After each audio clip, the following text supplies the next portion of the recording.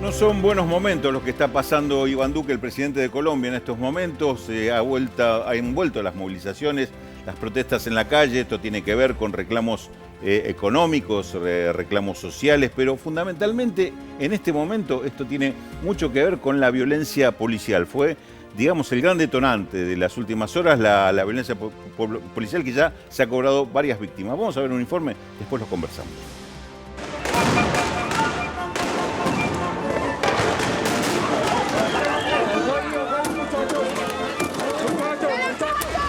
Luego de varios meses de confinamiento por la pandemia y en un creciente clima de malestar social, Colombia volvió a salir a las calles en el marco de un paro nacional convocado por las principales organizaciones obreras, políticas, estudiantiles y campesinas contra el gobierno neoliberal de Iván Duque.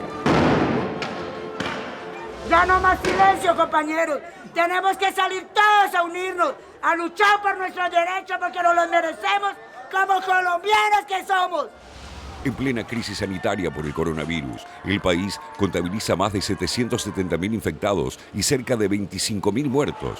Miles de manifestantes salieron a las calles de Bogotá, Medellín, Cali y otras ciudades bajo el lema "Nos están matando", exigiendo, entre otras demandas económicas y sociales, cambios en las políticas de seguridad, el cumplimiento de los acuerdos de paz y un freno a los abusos policiales.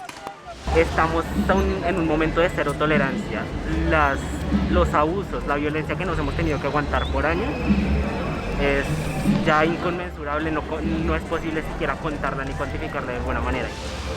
Aunque menos masivas que las de noviembre de 2019, las protestas también reclamaron mayor protección social, sanitaria y educativa y que un crédito de $370 millones otorgado a la aerolínea Avianca sea destinado a un fondo de desempleo. ¡Hay que marchar! ¿Dónde están los que nos matan? ¡Día a día! ¡Y uno menos! ¡Y si se muere uno! ¡se vamos todos! El descontento ciudadano recrudeció tras la violenta represión a las movilizaciones desatadas semanas atrás, luego del asesinato policial del abogado Javier Ordóñez, que culminaron con la muerte de 13 manifestantes. Nosotros queremos justicia y lo que pedimos es que no haya un proceso disciplinario sino penal en este caso, es decir, que lo juzgue la justicia ordinaria y que pues los policías responsables vayan a la cárcel. Mientras la alcaldesa de Bogotá, Claudia López, denunció de forma inmediata una masacre de jóvenes exigiendo al gobierno nacional que investigue a los efectivos responsables, el presidente Duque se vistió de agente y visitó los centros de atención inmediata destruidos durante los disturbios, considerados un emblema de la brutalidad policial. Sabemos que estos tipos de situaciones lesionan gravemente esa fe que deben tener los ciudadanos en su policía. A esto se suman las más de 60 matanzas de civiles ocurridas en diferentes regiones del país en lo que va del año y los incesantes asesinatos de líderes sociales e indígenas y excombatientes de la FARC que firmaron la paz. Las últimas masacres ocurrieron el pasado fin de semana en Cauca y Nariño, dos de las zonas más asediadas por paramilitares y el Ejército de Liberación Nacional, considerado la única guerrilla oficialmente activa, a la que se suman algunas facciones disidentes de las antiguas FARC que desconocen los acuerdos de paz. Residentes del sector, amigos entre ellos, que habían salido de sus hogares temprano y que posteriormente, digamos, fueron acribillados. Todos estos grupos se disputan el control del territorio y las rutas del narcotráfico en zonas donde el Estado colombiano está ausente.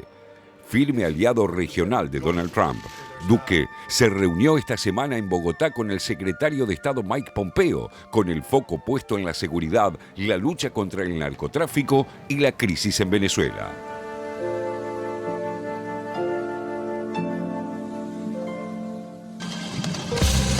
En agosto cumplió 2 años Iván Duque como presidente y seguramente está en el peor momento de su gestión, porque además de todo esto tiene una pandemia que pareciera que estuvo muy mal gestionada. Muchísimos problemas económicos está teniendo Colombia con la pandemia. Más de 100.000 empresas anunciaron que van a dejar el país o dejar la actividad en el caso de las empresas locales. Se habla de una desocupación que ya estaría en el orden del 25% y además un fenómeno de la economía colombiana. Tuvo años de mucho crecimiento, inclusive por encima de sus países vecinos, pero no logró vencer cierta precariedad que tiene la economía. 40% de los empleos son precarios y además hay una ayuda social, una ayuda del gobierno a los pobres que no los saca de la pobreza, que los deja dependiendo, esperando, como se dice en Colombia, esperando que venga la ayuda del próximo mes. Es lo que en Colombia los analistas dicen, hay una clase media y una clase pobre y en el medio hay una muy nutrida clase vulnerable. Esa clase vulnerable hoy se supone que pasó toda a la pobreza.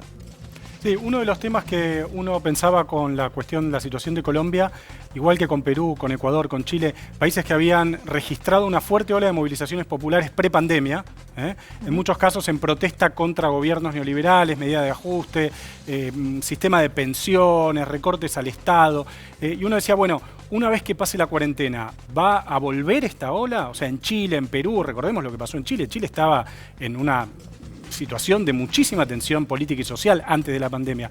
¿Va a volver esta ola a Colombia? Bueno, parece que por lo menos en Colombia está volviendo.